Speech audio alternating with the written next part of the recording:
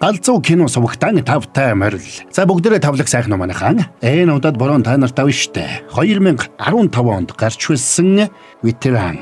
Гэх энэ галзуу киног ярьж өгөхөр боллоо. Нэлээд өндөр үнэлгээтэй энэ солонгос киног та нарт таалагдана гэж бодоод хэдэн боронууд нь ярихаар сонгосон. За тэгэхээр энэ галзуу солонгос киног чанар технологиор тэргүүлэгч 80 жилийн түүхт Mach Impex хувьцаат компанитай хамтран хүргэж байна. Та нар маань тэгээд муу буруугаа дэмжиж лайкаар бомбогдоод өгцгөөгөөрэй. Бас галзуу кино Instagram хуудасаа дагаарай. Ингээд энэ галзуу киног борон одоо яриад өгье.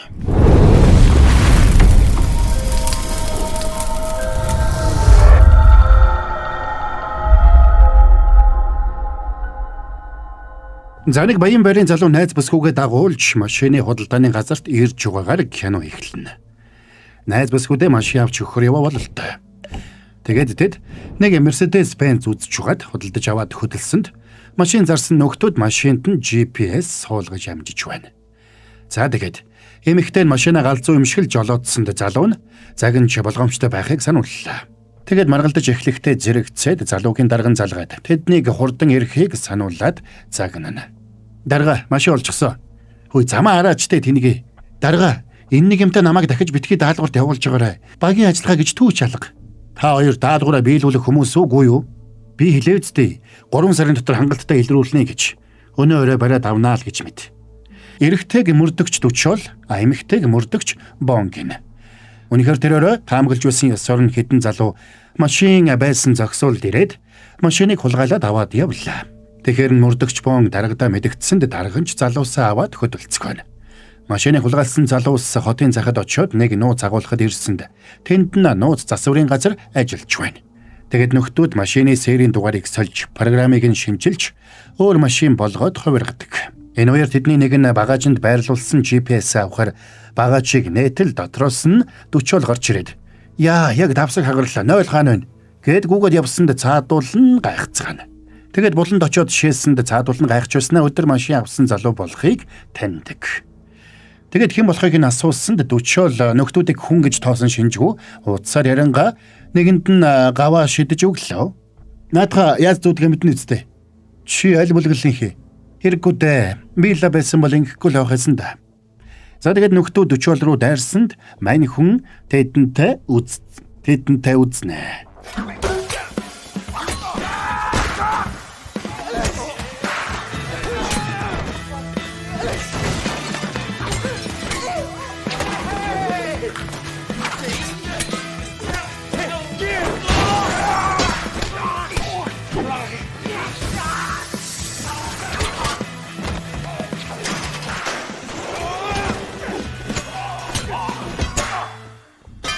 За тэгээд цагдаа нар орж ирээд бүгдийг нь бариад гарцгаалаа.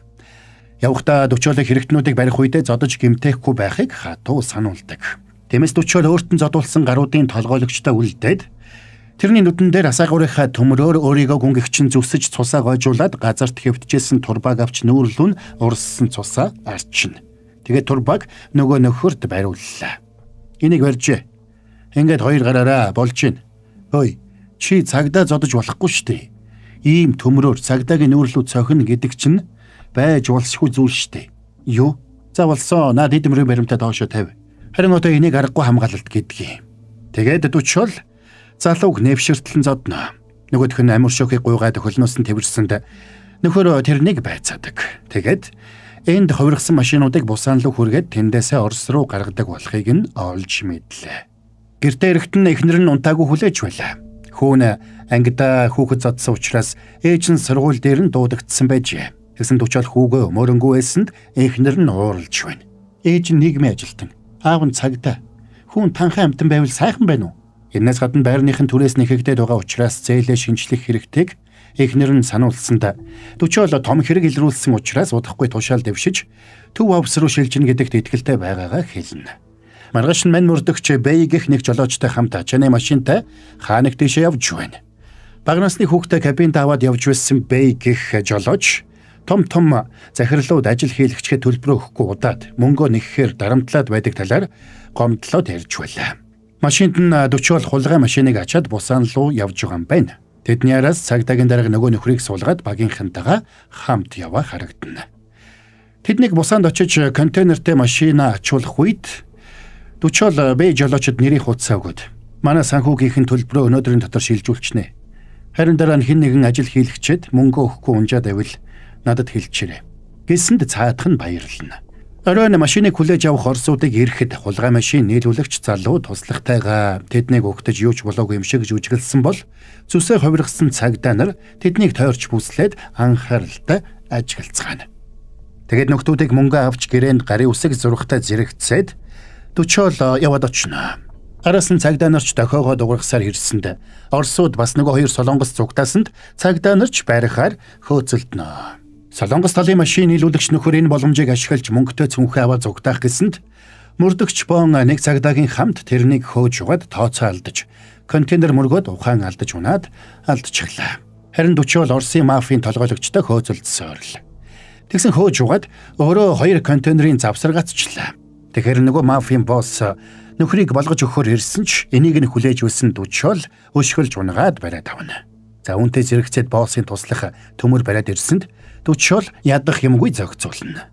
Энэ үеэр нөгөө солонгос нөхөр цүнхээ аваад гүйжсэн ч цагдаагийн дарга машинтайгаа зэрэгцэж ирээд бариад авна. Маргааш нь цагдаагийн газарт сэтгүүлчид цуглжээ. Илрүүлсэн хэргийнхэн талаар хэвлэлийн хурал болох гэж байгаа юм байна. Дүчолч тушаал дэвших нь бүр найдвартай болсонд хөлн газар хөрөхгүй баяртай байна.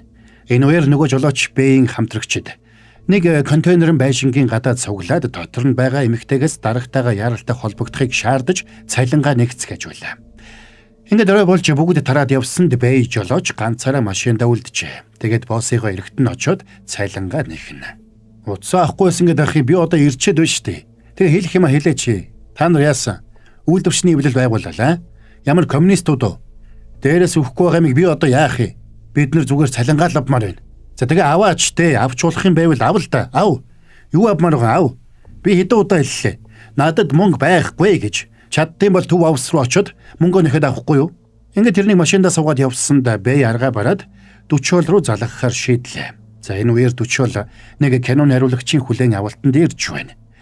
Тэрхүү мөрдөгчийн тухай кинонд Дүчол зөвлөхөөр ажилласан байж. Тиймээс өмнөх ажилдаа садараад Бэй жолоочийн дуудлагыг авалгүй өнгөрдөг. Тэгээд найруулагч найз нь кинонд хөрөнгө оруулсан томчуудтай танилцуулахар болоод нэг өрөө рүү дагуулад орлоо. Орсон даруйда тэднийг хар тамхи хэрэглэснийг Дүчол анзаарна. Тэндхийн хамгийн гол хүн нь алдартай Шинжин трейдинг компани стратеги хариуцсан захирал Шинжин трейдинг компани хөв залгамжлагч Чо Тео гэгч байлаа. Энийг сонссон Дүчол өөрийн ирэхгүй супервайчуудыг арай өөрөөр шоуддаг байх гэж бодсон. Гэсэнд энэнд нь Тео захирал илэрхий игдүүцэж байна. Тэгээд нөхөртэй ойр зураг ярилцаж байтал хажууд нь сууж байсан хоёр эмэгтэй зэрэгцэж ирээд байсанд ууралсан Тео шууд тэднийг тоортоор будаж жимс шидсэнд өрөөнд байсан бүгдээрээ дуугүй боллоо. Тэгснэ тэр ширээн дээрхийг буулгаж ширээн дээрээ гарч сөгдсөнд Дүчол сандарна. Урмыг чинь хугалсан дуучлаарай. Супер баян бид чинь ингэж л шоуд тийм шүү дээ. Энэ мөрдөгчийг ч гайхшруулж чадахгүй байна. Ерөөсөө цочирдахгүй юм шүү. Аргагүй туршлагатай мөрдөгч. Уучлаарай. Та хоёрыг арай хэтрүүлчих шиг боллоо. Маргааш нь Дүчолын дарга тэрнийг дуудаад хамт бэлтгэл хийхийг хүслээ. Учир нь тушаал дэвшихийн тулд фитнесийн шалгадаг гэдгийг олж сонссон нь тэр байж. Тэр үеэр Дүчол даргаас Шинжин трейдингийн Тео захирлын талаар асууна. Америкт сурч байгаад ирсэн том толгойтой нөхөр гэсэн. Бизнесийн салбартаач зартай нөхөр гэж сэтгүүлчид шууд гэх юм блэ. Тийм үү. Би харин тэр нөхөртэй урд шөнө уугаад тэгсэн дарга нь цочсон доо гүйлтийн замаасаа унаад өглөө. За тэгээд дарагдаа Теотой уулзсан тухайгаа тэрнийг хар тамхинд донцсон нэгэн гэж бодож байгаагаа хэлсэн дарга нь тушаал дэвших асуудал нь нэгтэйшээ болох хүртэл ямар нэг асуудал үүсгэхгүй байхыг хатуу санууллаа. Маргааш нь захирлуудын зөвлөлийн яаралтай хурал зарлагдсан учраас Тео хурал болох газар руу явж байна. Гэсэн ч тэр яригдах гэж байгаа асуудлын талаар ерөөсөө мэдэхгүй байснаас гадна хуралд суух ямар ч сонирхолгүй байлаа. Очигт нь бусад охин компаниудын захирлууд бөөнөрөө ирчихэж. Тэгэд хурлын өмнөхөн тэдэнд бүгдд нь памперс тарааж өгч байна. Учир нь тузын даргаыг ярьж байх үед хурлыг орхиж гарах хориотой учраас ийм дотоод журамтай болсон байж. Тэгэд арай гэж бүгд цугалтал тузын дарга ерөнхий прокурортой яралтай уулзалттай болсон учраас хурлыг цуцалж байгааг зарлсанд бүгд бит үхэндээ дургуутсаж байна. Тео захирлын аавыг прокурорын газраас шалгаад удаж байж. Хэрвээ аав нь энэ удаад гин буруутай тогтоогдвол компани гол удирдлага Теогийн эгч рүү шилжинэ гэж тэр үзэж байлаа. Тео захирлыг тэр өдөр баг зэрэг бухимдалтай явж байтал компанийн үүдэнд жигсаалуулж байна. Тэгээ жолоочоос асуусан ч жолооч нь ноцтой юм бишээгээд булзааруулах гэж оролддог. Тэгсэн тэмцэж байгаа хүн нь цалингаа авахар хөөцөлдөж байгаа бэй жолооч байж таарна. За энийг харсан Тео уурлаад хүмүүстэй компани нэр хүндийг хамгаалах үүднээс тэр хүнийг чимээгүйхэн зохицуулахыг тушаадаг. Тэгээ залуус нь бэй жолоочийг хүүтэн Тео захирлын өрөөнд авчирлаа. Бэй жолооч тэдний компанид гэрээтэй ажиллаж байсан ч тэрнийг үйлдвэрчний эвлэлд элсэн гэдэг шалтгаанаар гэрээг нь цуцлаад хийсэн ажлынхан цалин өгөхгүй гэж шийдсэн байж. Хөрхий жолооч гэр бүлээ тэжээхийн тулд өдрийн хоолны мөнгөө хүртэл хэмнэж үхэн хатан ажилдаг тухайгаа хэлсэнд Тео захирал сайн ойлгож өрөвдөж байгаа дүр үзүүлж байна. Тэгээд компаниас нь 4.2 сая воны авлагатай болохыг сонсоод уурлаа. За энэ үеэр бэй жолоочтой гэрээ хийж өссөн Жон захирал орж ирсэнд Тео захирал шүүгэнээсээ боксын бэлээ гаргаж ирээд тэр хоёр дүгнэ. Тэгсэн Тео захирлын менежер Чой хяналтын өрөөлөгөө бичлэг хийхгүй байхыг тушаасан мессеж явуулдаг. За энэ асуудлыг эр хүмүүс шиг шийдцгээе. Али хүүгэнаш навадар. Дүү минь томчууд мөнгө олохын тулд яаж тэмцэлддгийг харж ав. Тэгвэл чи том болоод сайн хүн болно. За бэлнэ. За ингэ тэднийг зодолдуулах гэсэнд бэй жолооч татгалзна. Тэгсэн Жон захирал тэрнийг зодож гарна. Бэй жолоочийг ямар ч тэнхэлгүй болсныг харсан Тео боловч тэрэнд цалин гэж 4 сая воны чек өгөөд хүүхдтэй амттай юм авч өгөөд өөртөө шархны лент аваарай гэж 20 саяын чек өглөө. Сэтгэл нь өмөрсөн бэй жолооч тэндээс гарч ирээд хүүгээ таксинд суулгаж явуулаад компанийгаа давулднэ. Дучуулыг ажил дээр өдрийн хоолоо идэх гэж байтал бэй жолоочийн хүү залгасанд тэрч эмнэлэг дээр очлоо. Тэгэд хүүгээс нь уучрыг асуудал аав шатнаас унаад ухаан алдсан. Би халааснаас нь таны нэрийн хуудсыг олоо залгасан гэж байна. Энэ үеэр тэр хэрэг дээр томилогдсон мөрдөгч ирж бэй жолоочийг заргалдаж байсан компанийнхаа коридорын шатнаас үсэрсэн гэж үзэж байгаагаа хэлдэг. Энэс гадна нэгдүгээрт бэй жолооч тэр компанид шууд гэрээлээгүй, гэрээлэгчтэй нь гэрээлсэн байсан. Хоёрдугаарт компани хэмжилж байсан мөнгийг нь өгсөн учраас энэ хэрэгт компанийг татан оролцуулах ямар ч үндэслэлгүй байна гэж мэдэгддэг. Бэй жолооч унахтаа толгоогоороо шатны бариул мөргөөд одоо комын байдалтай байгаа болж таарна. Тиймээс дучвал жолоочийн хүүг хоолоор дайлж болсон явдлыг асуухад хөө аав нь таксинд суулгаж өгөөд үлдсэн гэдгийг мэдлээ. Тэгээд нөхдүүд аавыг нь зодсон талаар хүү ярьсанд дучвалч шууд хэргийг мөрдөж байгаа мөрдөгчдөр очиж энэ талаар мэдэгддэг. Тэгээд хяналтын камерын бичлэг шүүсэн эсхийг асуусанд яг тэр үеэр систем чеклж байсан учраас бичлэг үлдээгүй гэж хяналтын ажилтнууд мэдүүлсэн байна. Дучвалыг ингээд мөрдөгчтэй ярилцаж байтал мөрдөгчийн хэлтсийн дарга нь ууралж босч ирээд мань хүнийг ажил цаад бололгүй гар гэж хөөсөнд дучвалч мөчөөгөөг л тэрнтэй хэрэлдэнэ. Тэндээс гараад дучвал офисын барилга дээр очлоо.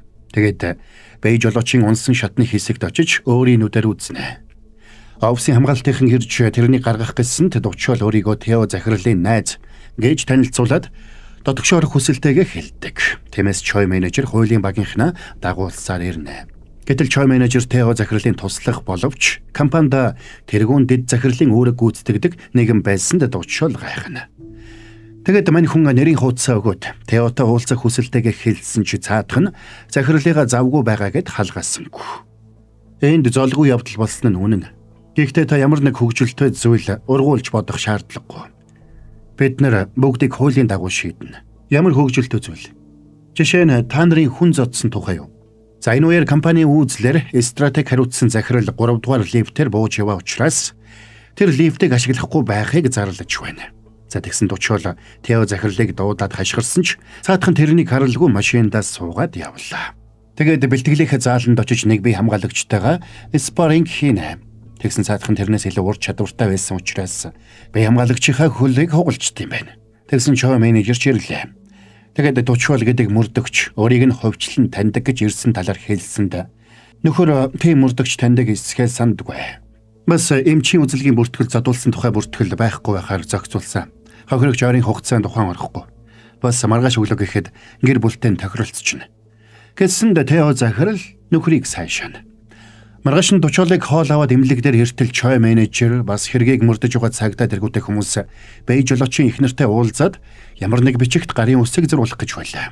Сандарсан Дучоол очоод тэднийг байлуулах гэсэн ч цаадуулна тэрнийг харсан даруйда яваад өгч байна. Уралсан Дучоол юу болоод байгааг асуусанд мөрдөгч компани олон нийтэд буруу имиж үүсгэхгүй тулд Бэй жолоочийн гэр бүлд сэтгэлийн дэм болгож мөнгө өгсөн гэж тайлбарладаг. Тэгээд чи энд юу гэж байгаа? Би энд амиа хорлох гэсэн оролдлогыг мөрдөж байна. Та өөрөө миний ажилд саад болохгүй байвал сайн байна шүү. Чи бас хавхал авчихаа юу? Та давж болохгүй шугамыг давж байна шүү. Уралсан мөрдөгч Дучоолыг барьж авах гэсэн ч Дучоол гарыг нь өчлөө. Цагдаа нарын нэр хүндийг шороотоо хутгах зүйл битгэл хийгээрээ. Оройн Чой менежер Тео руу залгаж Дучоол гэх мөрдөгч төлбөр мөнгө авах гэж энэ хэргийг мөрдөөгүй байна гэдгийг хэлээд тэрнийг зохицуулахын тулд нөлөө бүхий хүмүүстэй холбогдох саналтайгаа бас хэлнэ. Тэгээд Тео захирал цагдаагийн дарга нартай уулзаж тохироо хийснээр Дучоолын даргаар дамжуулаад тэрнийг дуугүй болгохоор болно. Дарганч тэр дөрөө Дучоолыг дуудаад толгой төрүүгөө загинж дахиад тэр асуудлын хойноос хөөцөлдөхгүй байхыг хатуу санууллаа. Бас мань хүнийг хэтэрхий завтай байгаа учраас дэмий зөвлөлд хошуу дүрж гин гэж хэлээд өөр олон хэрэгүүдийг тэрэнд даалгахыг тушаадаг. Энэ үеэр Чой менежерч зүгээр суулсангүй. Дучоолын эхнэртээр очиод эхнэрээр нь дамжуулаад Дучоолд нөлөөлөх гэж оролдоно. За сори манайхаа нэг төр пауз авчих. Яг уу гэхээр борон та нартай гяс хамтран ажиллаж байгаа чанар технологиор тэргүүлэгч 80 жилийн түүхт Махимпикс хувьцаат компани монголчуудад зориулсан нэг галзуу юмыг сонирдуулах юм. Махимпикс хувьцаат компани түүхт 80 жилийн огоо өгтөн 80 азтантай урамшуулалт хөтөлбөр зарлалаа. Та урамшууллын дугаар болон QR код бүхий тагтай нийслэл хям, бэлтгэгта салями, малчин хям, онцгой чанмал хям, зочид чанмал хям, дээж чанмал зэрэг бүтээгдэхүүнүүдийг худалдан аваад таг дээрх QR кодыг уншуулан промо цэг Махимпикс цэгийн вебсайтад нэвтэрч урамшууллын дугаар болон баримтын зургийг бүртгүүлээд олон бэлгийн эзэн болоорой. Чанар технологиор тэргүүлэгч 80 жилийн түүхт Махимпикс хувьцаат компани. Тэгээд эхнэрт нь үнэтэй цүнх бэлгэлж хөөхтийг чинь сургуулиа төгсөх хүртэл нь өндөр төлбөртэй сургуульд сургаж өгье гэж ятгана. Тэгсэн эхнэр нь цүнхийг нь авахаас татгалзсан. Иймэрхүү цүнх надад байгаа л да. Тэгээд ч өнгөнийг хачи. Дээрэс нь дотор нь юм багтахгүй. Харалта. Дотор нь байгаа мөнгнүүдийг гаргаад үзэхээр ямар ч зайгүй байгаа зү. Уучлаарай. Энийг энд ингэж ил гаргах хэрэггүй дээ. Яасан? Та нар өөрсдөө яагаад ингэж олонний өмнө надад хахуул өгөх гээд байгаа юм? Нэртэйгээр нь зарлагын баримтан дээр гарын үсэг зурулчаач. Та нар хүмүүсийг мөнгөөр худалдаж авах гэж гүгээд их л ядардаг байх та тий. Та үүндээ харамсан да. Намайг сонсч. Тэр золигтой гэрэлснээс хойш миний амьдрал бүхэлдээ харамсал болж хувирсан. Тийм болохоор тэрнээс илүү харамсах боломж надад байхгүй л дээ. Тийм учраас надад санаа зовох хэрэггүй. Тэгээд эхнэр нь тэндээс гараад Дучоолын ажил дээр очиж болсон явдлыг хэлж дахиад Дучоолын ажлаас болоод янз бүрийн хүмүүс ажил дээр нь ирж олонний нүдэн дээр хахуул өгөх гэж оролдвол сална гэсэнд Дучоолын хуурн хүрээд Теогийн байгаа газарт очино. Очихт нь Тео нэг ресторанд энэтхэг хамтрагчдтайгаа бизнес яриад сууж байлаа. Дучоолыг яваад ороход тэрнийг хоригдох гэсэн ч хамгаалагчийг өшгөлж унгаад угтаж ирсэн Чой менежерийг ширээ дамнуулаад шиднэ. Мөрдөгчийн эхнэрт хахуул өгөх гэж оролддог чи бас овоо муу новш юм аа. Та цагтаа хүн байж амар бүдүүлэг юм бэ? Энэ гадны хүмүүс юу гэж бодох юм? Тэгээд чи ингэхэд ер нь яагаад надад ингэж хандаад байгаа? Ингэж дураараа аашилж байж араа даах уу? Чиний хүн зодсон хэрэг чинь тийм ч ноцтой хэрэг байгаагүй. Захих хосоор уучлалгуугаад гэр бүлд нь нөхөн төлбөр өгчөд л болох байсан биш үү? Тэгээд Дучоол гараад сайн найз сэтгүүлчдэрээ очиж Шинжин группийн Тео захирлын талаар мэдээлэл цуглуулж өгөхийг хүслээ. Бас хангалттай мэдээлэл цуглуулж өгөх юм бол Шинжин группийн байранд болсон амиа хорлох оролдлогын талаар маш ноцтой мэдээлэл өгнө гэж амлаад хохирогчийг бага насны хүүхдийнх нь нүдэн дээр зодож доромжилсан гэдгийг хэлсэнд найз нь энэ тал дээр дэмжлэг үзүүлэхээр болно. Маргааш нь Чой менежер Бэй жолоочийг зодсон Жон захирлыг олоод тэрнийг Солонгосоос хэсэг хугацаанд гарч явахыг ятгалаа. Хариуд нь Жон захирал өөрийгөө өмнө нь гэмт хэргийн бүлэглэлд байснаа хэлж хэрэг мөнгө төлөх юм бол Дучоол мөрдөгчийг зөвл дуусгах залуучууд олж чадна гэж хэлж байна. Тэгээд 100 сая воноор Дучоолыг зөвл дуусгаад хэрэг намжтал Филиппинд нуугдах санал тавьдаг. Удалгүй компанийн талаар таагүй мэдээлэл хэвлэлээр тарсанд Чой менежер Тео 2 Теогийн аав Чо тузын дарга дээр дуудагдж ирлээ. Аав нь юу болоод байгааг асуухад нөгөө хоёр нь тоомтой юм хэлдэггүй. За тэгсэн уралсан Чо захирал Чой менежерийг өмнөө хэвтүүлж яваад саваатсанд өнөөх нь өвдсөндөө орилж гарна. Ерөнхий прокурорыг эхнэртэй нь оройн зоогонд уур. Эхнэр нь уран зурганд нугсгүй. Үнэтэй зураг бэлд. Тэр явдал болох үед байсан бүх ажилтнуудыг гадаадын салбарууд руу шилжүүл. Тео, чи өөрөө бас гадагшаа яв мэдөө. Энэ бол сүүлийн удаа шүү. Дахиж ийм зүйл болох юм бол чи энэ компаниас сохор зоосч авахгүй шүү. Уралсанда боож өгөх шахсан Тео Чой менежерт дучуулыг зүйл дуусгах тушаал өглөө. Чой менежер энийг хэтэрхий эрсдэлтэй гэхэд Тео тоосонгүй. Чи намайг аавын хоёр дахь эхнэрийн хүү болохоор юу ч чадахгүй гэж бодоод байна уу? Энэ гэр бүлд амьд үлдэхийн тулд чанга байхгүй бол болохгүй. Энэ үг чамд ч бас хамаатай шүү. Бид нар ийм жижигхэн асуудлыг шийдэж чадахгүй байх юм бол дараа нь өв хөрөнгийн асуудлаар ах эгч нартайгаа тулах үед юу болно гэж бодож байна. Оройн дучуулын найз сэтгүүлч мессеж бичээд бүх мэдээнүүдийг хэвлэлийн байгууллагуудаас эргүүлж татуулсан. Цаашид өөрөө энэ тал дээр дэмжлэг үзүүлэх боломжгүй болсноо хэллээ. Бас тэрнийг болгоомжтой байхыг анхааруулгач дучуул зогссонгүй. Жолоочийг зодсон Жон захирлын офс дээр ирж туслахаас нь хаан угааг нь байцааж хэлэхгүй бол 3 үеэр нь шоронд суулгана гэж сүрдүүлдэг. За энэ үеэр дарган залгаж дотоод аудитаас тэрнийг сураглаж ирсэн учраас өнөөдөртөө ирэхгүй байхыг сануулна. Тэгсэн цаадуулан даргаыг нь дучуултай ярьж байгааг мэдээд тэрнийг яаралтай ирэхийг тушаалаа. Эрэгтэн өмнөх хэргийн үеэр тэрэнд задуулсан нөхдүүд бүгдээрээ тэрний эсрэг мэдүүлэг өгснийг харууллаа. Тэгээд Шинжин группийг тайван орхихгүй бол байдал бүр хүндэрнэ гэж сануулдаг. Аз болж дучуулын хилцээний дарга дотоод аудитын даргатай холбогдож байж тэднийг зогсооно. Үүнтэй зэрэгцээд Жон захирлын туслах эмэгтэй дучуултай холбогдож Жо захирлыг гадаад руу зогтох гэж байгаа учраас яаралтай барих хэрэгтэйг зөвлөсөнд дучуулч яаран хөдлөлөө. Хөөе чи чамаас болж миний тушаал дэвших худлаа болох гэдэг. Хохирогчийн өмнөөс харамсаж байгааг чинь ойлгож байна. Гэхдээ супер баян нөхдүүдтэй орооцолдоод юу ч олж долоохгүй чи мэдж байгаа штэ. Яасан? Одоо байдлаас ажлаас айдаг болоо юу? Би зодон цохон хийхгүй. Найдвартай тайлан бэлдээд энэ хэргийг хөдөлгөөнгүй нэг тийш нь болгоно. Тэгээд тэр тайлагч нь дээр хэн баталдаг гэж бодож байна. Дарган тэрнийг болиулах гэж оролцсон ч ууралсан дучвал ажлын үнэмлэхээ тайлж шидчихэд Жон захирлын байгаа газар руу явлаа. Тэрний гэртэл араас нь хэлтсийн дарган нэг шин цагдаатай ирсэнд тэр гурав нийлж яваад Жон захирлыг байрахаар болно. Тэгэд хэлсэн хаягийн дагуу очтол хутагтай хоёр залуу дайрсанд мань гуравч зодолдно.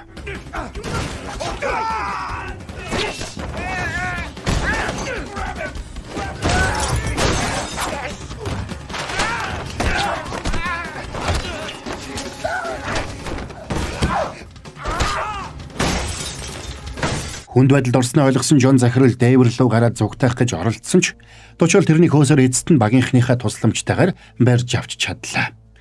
Тэгэд нөхрийг цагдаагийн хэлтэс тавчирч камера хааж яваад балбчээтэл цагдаагийн газрын дарга нь ороод ирлээ.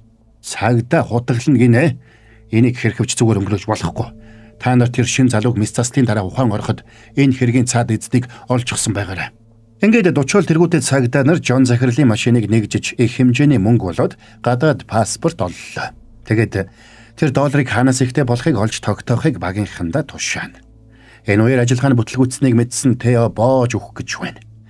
Тэгээд гольфийн захиураар Чой менежерийн нүдэн дээр нохойгоо зодод алчдаг. Нөгөө талд дучвал бэж жолоочийн эхнэртэй уулзаж байна. Хөрхий жолооч ухаан ороогүй ч. Тэгээд эхнэр нь нөхрийнхөө амиа хорлох гэсэн оролдлогынхоо өмнө бичсэн мессежийг дахин уншаад нөхрийнхөө бичдгээс тэсвэр байдлаар бичсэнийг анзаарснаа хэлдэг. Бэж жолооч утас ухах дурггүй учраас мессежүүд нь дандаа богино, товч байдаг. Бас хизээч таслал хэрэгэлдэг байж. Тэгсэн дучвал нөхрийнх нь утсыг авлаа. Харин нөгөө талд Чо тузын дарга Тео Чой менежер хоёртой уулзаж байна. Тэгээд Чой менежерийг хоолоор дайлсанд цаадах нь гайхнаа. Тэгээд мань дарга нөхөрт бүх хэргийг ганц өөр дээрээ үүрхийг даалгалаа. Бас тэрний төлөө хамгийн сайн хуулийн багийг хөлснө гэсэнд Чой менежер хэлэх үггүй болно. Чи ял авах нь гарцаагүй. Гэхдээ удахгүй магадлангаар гарчихнаа. Эхнэр хүүхдэд чинь мэдээж амаргүй байна. Тэм учраас эхнэр хүүхэд хоёрыг чинь Англи руу явуулъя. Бүх зүйл дууссаны дараа чи Шинжин моторсын захирал болно. Тэгээд Чой менежер цагдаа руу явж очиод хэрэгээ хүлээлээ. Энийг сонссон Дучоол очиод тэрнийг балиулах гэсэн ч хуйлч болон байцаагч нь ойртуулахгүй хөөгөөд байлаа. За би гарлаа. Гэтэ ганц юм асуугаадах юм. Хачин биш гэж юу? Ганцхан удаа уучлал гуйчхад л энэ бүх зүйл дуусах байлаа шүү дээ. Гэтэл байдал яагаад ингэтлээ хүндрүү? Энийний цаана том асуудал байгааг чи мэдж л байгаа шүү дээ. За тэгсэн цагдаагийн газрын дарга Дучоолын хэлтсийн даргаыг дуудаад цагдаа худгалуулсан энэ хэргийг өөр хэлтэст шилжүүлж байгааг хэлж тэрнийг тушаал дэвшүүлж төв рүү татаад бусад мөрдөгчийг бүгдийг нь өөрөөр тишин тараахаар болсноо хэлдэг. Оройн Дучоолын хэлтсийнхэн худгалуулсан цагдаагаа эргээд байж байхад нь Дучоол очиод бомордөгчөөс шинжээний офисоос хийсэн дуудлагуудыг шалгасныг лавллаа. Тэгсэн хэрэг гарсан өдөр шинжээний офисоос түргэний дугаар руу 2 удаа залгаад тасалсныг олж мэдсэн байна. Гэхдээ тэр цаг нь Бэй жолоочийн эхнэр лүүгээ гэрээслэл болгож мессеж бичсэн цагаас өмнө байдаг. Бас тэр өдөр шинжээний офисынхан цайндаа ердийн үеэсээ 30 минут хоцорч урсныг тогтоожээ. Тэгээд Дучоол даргаас энэ хэргийг мөрдөх ганцхан өдрийг гуйсанд дарга нь ашгүй зөвшөөрнө. За тэгээ маргааш өглөө Дучоол шоронд очиод Чой менежертэй уулзлаа. Тэгээд нөхрөөр үг алдуулах гэсэн ч цаадах нь гүрийгээд байна. Тиймээс Дучоол өөрийнхөө таамагийг хэлнэ. Тэр өдөр Бэй жолооч хүүгээ гэрлүүн явуулчихад уурандаа эргэж ороод өгсөн чекийг нь Теороо буцааж шийдсэн. Тэгээд тэр галзууртлаа уурлж тэрнийг зодож байтал тэр унахтаа тархиараа ширээ мөргөд ухаан алдсан. Хамгаалагчдын нэг сандарч түргэн дуудах гэсэн ч хин нэг новш дуудлагыг нь болиулсан. Дүгнэлт Бэй тэр өдөр амиа хорлох гээгүй. Харин чи тэрнийг амиа хорлсон болгосон. Сайхан түүх байна. Гэхдээ чи энийг нотолж чадах юм уу? Тэгсэн Дучоол Тео захиралд хөлөө хуглуулж ажилласаа халагдсан хамгаалагчийг дагуулж орж ирээд тэрнийг гэрчлэнэ гэж хэллээ. Тэгсэн Чой менежер хэрэгээ хүлээхгүй хийгжүүн хിവэрэл байна. Би энэ дөнгөрүүлэх хугацаагаа хөрөнгө оруулалт гэж тооцож байгаа. Тео захирал маргааш Сингапур явах гэж байгаа. Тэрнээс өмнө чи над яриад байгаа зүйлээ нотолж тэрнийг баривчилж чадах уу? Дараа нь Дучоол Теогийн хамгаалагч байсан залуугаар тэрний хамгаалагч нар руу холбогдож Тео үнэхээр маргааш явах гэж байгааг. Явахаас өмнө өнөөрөө бай парти хийх гэж байгааг олж мэддэг. Тэгэд мань хүн хэлтсийн даргатайгаа цагдаагийн газрын дарга дээр очиод Тео захирлыг явахаас өмнө үдшилгийг нь нэгжиж хар тамхиг нь илрүүлэх хүсэлтэйгээ хэлдэг. Тэгсэн дарга нь тэднийг бүтлгүүтэж магадгүй гэж болгоомжлоод хаалгахгүй байна. Энэнд нь бухимдсан мань хоёр даргийнхаа төлөө явж угаад авч байсан шархнуудаа харуулад бид хизээ итгэл алдж байсан юм бэ гэж уралсан дарга наргагүй хэрхэн зөвшөөрч одоо хариуцаж байгаа хэрэгээ шалгаж яваа нэрийн идлэр тийшээгээ нэвтрхийг нь зөвшөөрдөг. Зангид парти болох газрыг ажиглаж угаад Тео ирэхээр нь ажиллагаагаа эхлүүллээ. Теоч дотгошоо орсон даруйда хар тамхиа хэрглэхээр сууна. Тэгсэн Теогийн салсан найз бүсгүй урилгагүй ирээд дайраад орсонд хамгаалагч нар нь Тео дээр орууллаа. Тиймээс тэрнийг төлөвлөгөөг нурааж магадгүй гэж үзээд Дучоол ажиллагаагаа эхлүүлдэг. Эхлээд бом мөрдөгч гудамжны утаснаас хэсгийн цагдаа нарт дуудлага өгсөнд хэлтсийн дарга туслахтайгаа хэсгийн цагдаа нарыг дагуулад тийшээгээ хөдөллөө. Харин уралсан Тео найз бүсгүйгээ зодож алах шахаж байлаа. Тэгэд тэрэнд хүчээр хар тамхи тарина. Дучоол тэргүүтээ цагдаа нар барилгын гадаа ирээд дотогш нэвтрэх гэсэн чи хамгаалагчид замыг нь хаагаад оруулсангүй. Тэгэхээр тэд дайрч орохоор ноцолдцгоно. За энийг мэдсэн Тео захирал ямар ч үнээр хамаагүй дотогшоо нэвтрүүлэхгүй байхыг хамгаалагч нартаа даалгалаа. Гадаа нэлээд ноцолдсны эцэс дийлэхгүй болсноо ойлгосон хэлтсийн дарга бууга гаргаж хий буудаад цагдаа нарт зэвсэг хэрэглэх зөвшөөрөл олгосонд айсан хамгаалагчид шууд буугаад өгцгөнө. Харин нөгөө Тео зүгтайхаар яаравчилж байна. Цагдаа нарыг орж ирэхэд тэнд баахан мансуурсан залуус тэднийг тоосон шимгүй байна. Тэгэхээр цагдаагийн дарга буудсанд цаадуулан бүр баярлж байна. Ингээд цагдаа нар нүгтүүдийг бүгдийг нь баривчилдаг. Зарим нөгөө талд Дучоол Теог зогсоол дээр гүйцэд очисон ч хамгаалагчд нь саадуулна. Тэгээд Теог явсанд Дучоол хойноос нь хөөлөө. Сандарсан Тео зогтохта цагдаагийн машин мөргөөд ойртож ирсэн мотоциклд цагдаа нарыг мөргөөд цаашаа нарийн гудамж руу ороод зогтойно. Дучоолч мөргүүлсэн цагдаагийн мотоциклийг унаад хойноос нь хөөнө.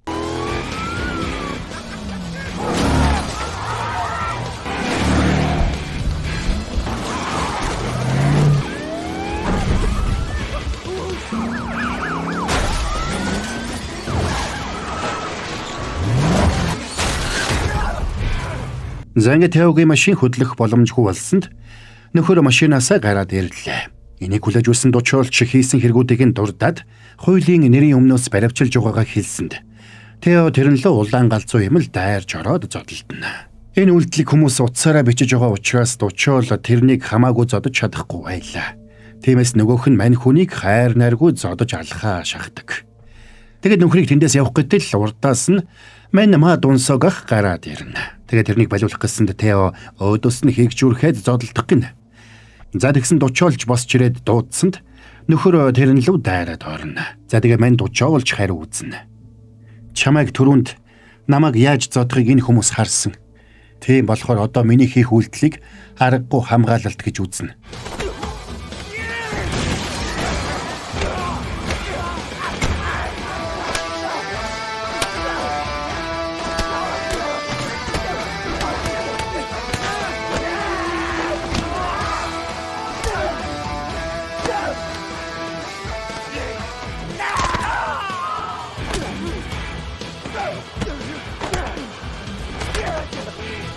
Нөхрийг явах гэтэл дучуул гартайгаа холбоод гавлсан учраас Тео зогтож чадсангүй. Энэ хоёр дучуулын багийнхан ирээд тэрнийг өшгөлж унгаагаад барьж авцгаалаа. За тэгээд удалгүй Тео, Чой менежер, Жон захирал нарын шүүх хурал эхэлсэн бол үүнтэй зэрэгцээд ухаангүй байсан бие жолоож ухаан орсноор кино маань конец фильм. За энд хүрээд энэ галзуу солонгос киноны тайлбар маань дууслаа. За нөхдөө тэгээд одоо тохирсон шийтгэлээ хүлээгээд нэлээд хүнд ял авцгаах байлгүй дээ, тийм ээ? Гэж л таарах бах. За энэ галзуу киноны тайлбар маань та нарт таалагдсан гэж борооно найдаж байна. Тэгээд хэдэн бороонууд нь энэ галзуу киног чанар технологиор тэргүүлэгч 80 жилийн түүхт Mach-Impix хувьцаат компанитай хамтран хүргэлээ. Mach-Impix хувьцаат компани түүхт 80 жилийн ойгоо өгтөн 80 азтантай урамшуулалт хөтөлбөр зарлалаа. Та урамшууллын дугаар болон QR код бүхий тагтай нийслэл хям, бяцлагтай салями, малчин хям, онцгой чанмал хям, зочид чанмал хям, дээж чанмал зэрэг бүтээгдэхүүнүүдийг худалдан аваад таг дээрх QR кодыг уншуулан промо цэг Mach-Impix цэгийн вебсайтад нэвтэрч урамшууллын дугаар болон баримтын зургийг бүртгүүлээд олон бэлгийн эзэн болоорой. Чанар технологиор тэргүүлэгч 80 жилийн түүхт Mach-Impix хувьцаат компани. Та нар маань тэгээд муу бороогоо дэмжиж лайкаар булаад өгөөрэй. Та нарын лайкаар л одоо урам авах юм байж тээ муу борооно. За тэгээд галзуу кино Instagram хуудасаа дагаарай. Хэдүүлээ тэгээд бас нэг галзуу киноны тайлбараар эргээд уулзцгаая.